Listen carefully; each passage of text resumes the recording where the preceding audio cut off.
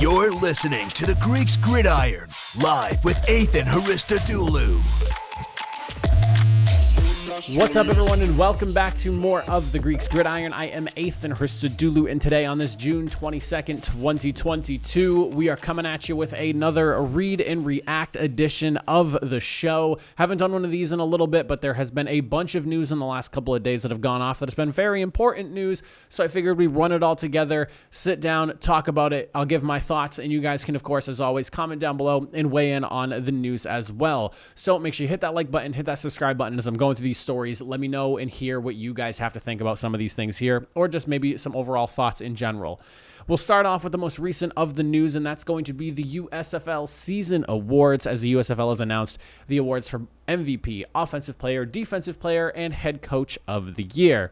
Starting with the MVP award going to wide receiver Kevontae Turpin from the New Jersey Generals. A massive year for this young man here. 4 touchdowns receiving. He had 753 all-purpose yards, 540 of those being through the air, with 316 of those yards coming after the catch. And he also scored the only lone kick return touchdown of the season against the Michigan Panthers back in week number 9.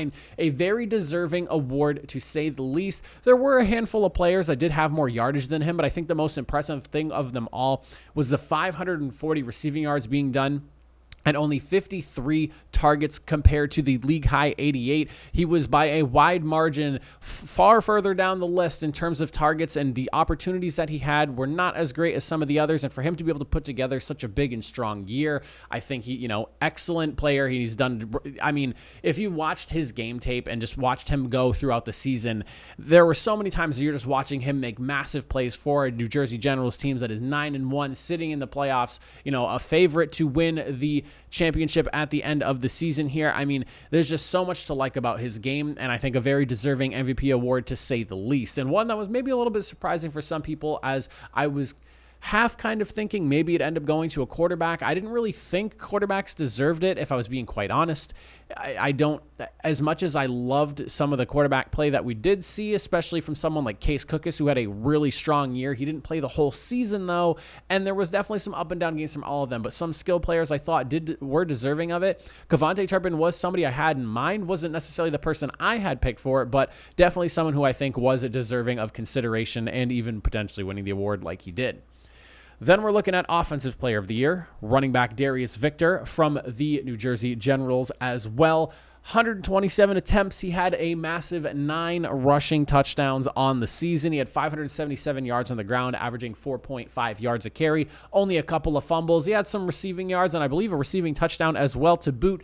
Darius Victor was the definition of consistency at the running back position all season long. Just, strong performance after strong performance, looking good week in and week out, putting points on the board for his team weekly. And he was a big part of the running game that was so successful over there for New Jersey. And hats off to him for winning the Offensive Player of the Year award. I'm not really too surprised that the award ended up going to him, just considering, again, every single week it felt like he was scoring, whether it was through the air or on the ground. He was an integral part to the success of the Generals being 9-1 this year and finding themselves in the playoff position that they are. Then we're looking at Defensive Player of the Year, and this one, again, another one of those, not really too surprising considering just how dominant he was. Defensive end Chris Odom from the Gamblers. My goodness, was he a problem all season long. 12.5 sacks, led the league with those 12.5, and he also led the league with 6 forced fumbles as well. You want to talk about disruptive and a game changer and a playmaker. The Gamblers defense was so opportunistic and such a problem all season long, and Chris Odom was a big reason for that there. And it's unfortunate that the offense could never really get behind what was such a stout defense led by Chris Odom himself, because that team could have very well been a team that finished the season 7-3 instead of 3-7. But hats off to Chris Odom. That's a well-deserved Defensive Player of the Year award. There was only a few guys that I really thought were deserving considering how good he and a couple other players played, but Chris Odom winning that does not really surprise me.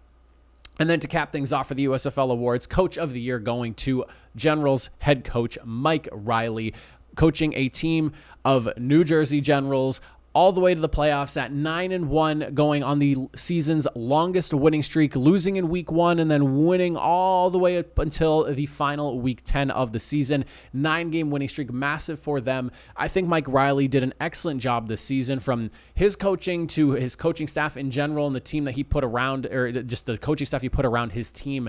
An excellent job overall. And I said this at a handful of points throughout the season. It felt like they were one of the best and most well-coached teams, and they played consistently good week in and week out. It seemed like they were always ready for whatever it was that was coming their way, even all the way back in week 1 when they took their one and only loss to the Birmingham Stallions. Excellent job for everyone who won the awards this season. Hats off to them. I'm stumbling over words right now. I'm so excited. But yes, hats off to everybody. Well-deserved for everyone who has won the award. I'm curious to hear what you guys think about these awards and if anyone else got snubbed in some of these. I think Case Cookus was someone who could have at least won Offensive Player of the Year, considering just the way he stepped in and how well he played throughout the entirety of the season of time that he was actually playing. He was someone who I could have considered for Offensive Player of the Year, but other than that, the rest of the awards I feel are very fitting here. I really like just about everyone who is in there. Again, Offensive Player of the Year is the only one that I could have maybe considered somebody else. While Darius Victor was awesome with his 9 touchdowns on the ground, 1 through the air, I do think that there was a couple of the people that you have a good conversation and argument for. Next up, though, moving away from the USFL and focusing on the NFL, Rob Gronkowski officially announcing his retirement yesterday. In a long post on Instagram, he announced his retirement for the second time in his career now. Basically, everyone's kind of fingers crossed that, Brady does the comeback, or not Brady, Gronk does the comeback thing again here. In fairness, a lot of people gave Brady flack for retiring, then coming back. Gronk has already done it once, and there's a potential he could do it again, because according to Adam Schefter, stated on NFL Live, Gronk's agent, Drew Rosenhaus, sent him a text stating, and this is in quotes, verbatim, "It would not surprise me if Tom Brady calls him during the season. This is just my opinion, but I wouldn't be surprised if Rob comes back during the season or next." Now, hearing that leads me to believe that it's a similar situation to last year. Gronk didn't really want to have to go through the OTAs and the training camp and all of that stuff, putting his body through a grueling summer before getting into the season. And he, in all fairness, showed that he was able to pretty much take the majority of the summer off, step in. It took him a few weeks to kind of find his bread and butter with Brady again. But then by the end of the season, they were rolling and he was in a significant part of the offense. I don't really think that... I'm a little bit surprised, I think I should say, is probably the best way to put that. I honestly thought he was going to come back for another season, just knowing that, Brady does not have a ton of time left. And hearing that from his own agent makes me feel like this is more about Gronk just getting the opportunity to rest and recover throughout the entirety of the summer and not really having to go through the grueling dog days of the NFL offseason.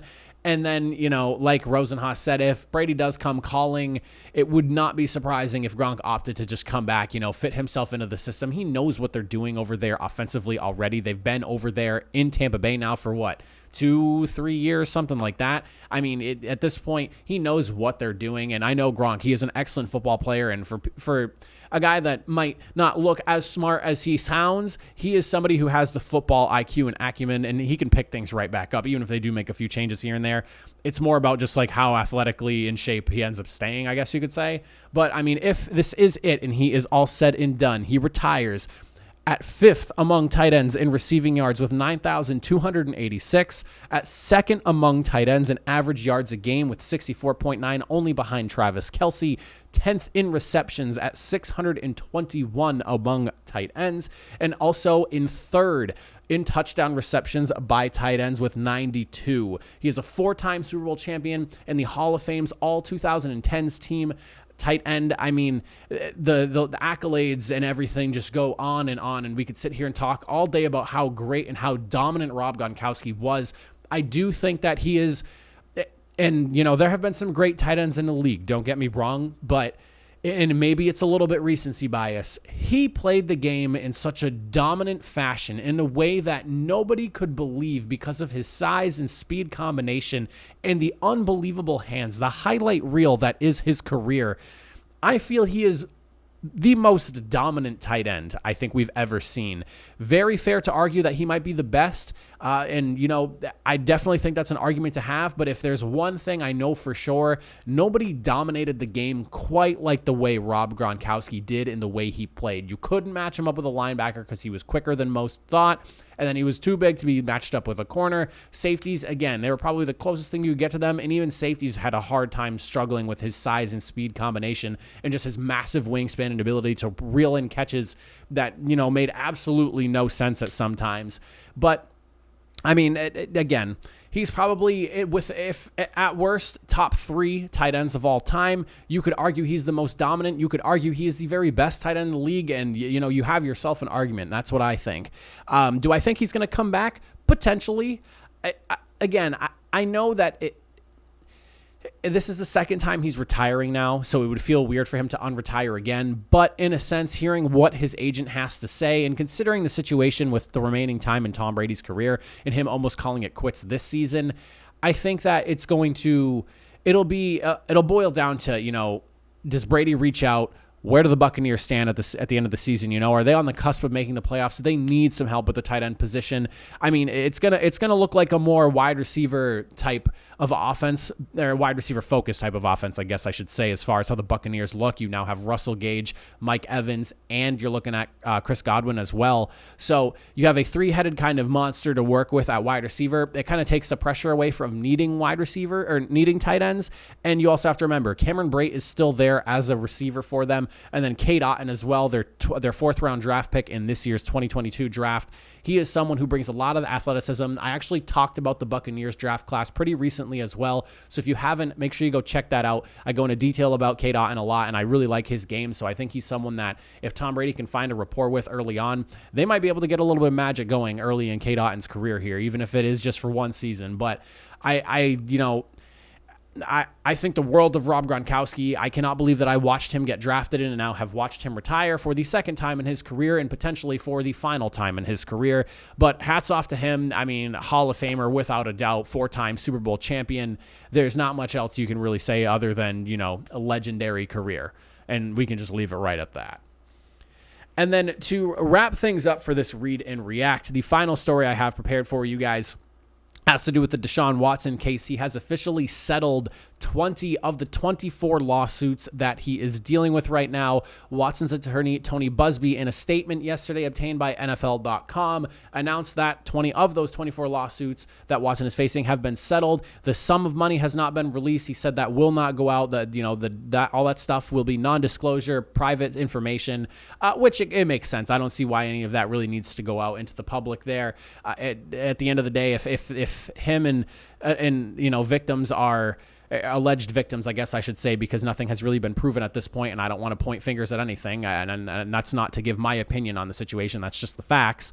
None of that stuff needs to be out in the air. If they're willing to settle and, that's the end of it, so be it. If, and they're all agreeing to not talk about it, then good. It does not need to be talked about. NFL spokesperson Brian McCarthy said in a statement yesterday that the settlement of those 20 cases will have no impact on the collectively bargained disciplinary process as is going on right now. The NFL is doing an internal investigation and will determine just how long Watson will be facing a suspension or maybe not facing a suspension. Just kind of determines, it depends on basically, what is determined would be the right course of action in terms of suspension time, basically. Watson's currently awaiting, obviously, to hear what happens. And the interesting thing that was reported just the other day, Mark Maskey, I don't know if that E is silent or not, of the Washington Post has reported that the league will probably seek out up to one full season of suspension. One person also in the know stated significant suspension would be the proper term of use for the discussion here. If I was to, I guess a couple of questions come to mind here. And the first one's, how long do I think the suspension will be? I work at a radio station, and I was actually talking to some people about this literally yesterday. And I think that we're looking at a potential year-long suspension. That does make sense. One, because it's being reported like that, but two, obviously, what's going on here in the accusations with 24 people, this is ludicrous. And the story coming out not too long ago about how, Watson had seen 66 different massage therapists, I think within the course of like a year and a half to 2 years, whatever the actual numbers were, I don't remember off the top of my head, but a large number in a very weird and sketchy situation where like the Texans were also facilitating it by giving him a room to do these massage sessions in and whatnot. it's detrimental not only to the victims or potential victims of this whole situation, but also detrimental to the brand of the NFL. And if you understand the NFL, no one cares more about just their brand recognition and I guess like cleanliness of the brand name than the NFL. I think they are, when you look at every single sports organization in the world, the NFL obsesses with the league image, and because this has been dragged out for so long and has been in the public eye, and you've had lawyers spouting things off back and forth in front of cameras, and it's been national media news, this is something that I feel like the NFL wants to, whether it's fair or not, and whatever side you stand on it will kind of determine that or not, they're going to hammer Deshaun Watson with something big in terms of suspension, and it's going to be a way to essentially make a point that stuff like this is not allowed and will not be acceptable. One, because it is not acceptable if all of this is true, and two, you're essentially putting the NFL brand reputation on the line here, and the NFL will not have that. Like I said, that there is no league that I can think of in sports that cares more about their brand reputation than the NFL. I think that's very apparent, and that's why I feel like the suspension for this is going to be heavy. I understand he already served a year, but, you know, I just... It wasn't an actual suspension. That was by like Watson's own design. And so I have a feeling it's going to be a heavy one. And, you know, we'll see what happens. Obviously, we have a few weeks. It sounds like it'll be released before training camp begins. But I'm very curious to see just how long the suspension ends up being. As for what the Browns do now, if Deshaun Watson's out for a whole season, I mean, you have Jacoby Brissett and Joshua Dobbs as the guys you can turn to in that situation at that point. I mean, I don't really think that Baker Mayfield is going to be playing quarterback for the Browns. I've seen people talk about that situation a bit, and if Deshaun Watson is suspended for the year and he cannot play the entirety of the 2022 season, maybe it is in Baker Mayfield's best interest to try to lead this team healthy and try to go on a playoff run, because based off of last year's tape, injury aside, and listen, I like Baker Mayfield. I like his game. I like his swagger. But I understand he was hurt all last year. And I think that the Baker we saw last year is not the Baker Mayfield that we would have gotten had he been healthy and wearing a shoulder girdle all season long. I think that playing all year was definitely detrimental to his value and to himself. But I think if he has the opportunity to play the entire season as the Browns QB, let's say no trade ends up happening, nobody makes a move for him because the Browns asking price is too high, and, you know, they got, $18 million guaranteed on his money. So if Deshaun Watson's out the whole year, maybe you kind of, you know, swallow that pill and you know, play through the year and make the absolute best out of it and see what you can get done. Because worst case scenario, you look the way you did last year and your value doesn't change, your stock doesn't change, and then you end up being a free agent and you made $18 million. But best case scenario, you have a, you know, awesome year. You guys potentially, you know, race for the division title. You maybe make it to the playoffs. You have a good season, and then your value only goes up. You're either a free agent and at that point you're signing a massive money deal somewhere else, and you move on from the Browns, and that's it. It'll be an awkward situation, but that's how I feel if the suspension ends up being for an entire year. If it's not for an entire year and it's only half the season, I mean, man, you'd be swallowing a lot of pride to be able to start for the first 8 to 10 weeks of the season if that ends up being somewhere where the suspension falls. And, you know, then you're told to step aside so Deshaun Watson can lead the way. And if you guys are, say, you know, 6-2, 5-3 in the thick of the playoff hunt, you know, you've positioned the Browns well, and then to just kind of have to step aside, that would not leave a good taste in my mouth if I was Baker Mayfield. I would think that, you know, if you're able to play the first 7 or 8 games up until the trade deadline and things go really well, maybe you get moved somewhere you want to go. I don't know. It's a real ugly situation, but at this point, I'm assuming it's going to be the Jacob Brissett show if we're not seeing Deshaun Watson. I just have a hard time seeing Baker Mayfield play for the Browns again. The only scenario, like I said, is if Deshaun is out for the whole entire year, Mayfield's, you know, willing to swallow that pill of pride and, you know, see if he can, you know, just fight through one more year, put on some good game tape, and hopefully increase his stock and value going into next season. But that is it for my read and react for today. Those are all the stories I have put together for you guys. There's a couple of other things notable as well.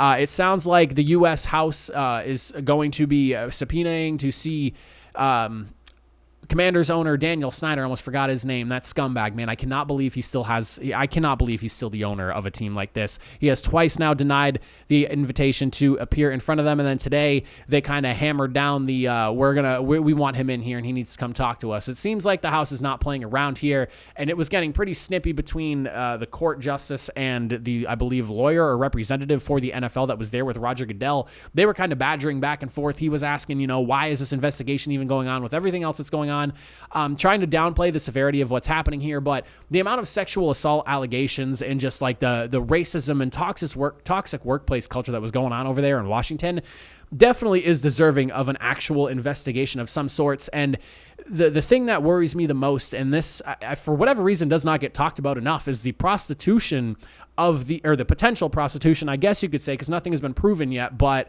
pretty damning accusations of the Commanders cheerleaders just a few years ago, and some other sexual assault allegations that are popping up. Like, there's a lot to look into here, and clearly it's a billionaire and a few billionaires thinking they can just kind of do what they want and get away with it.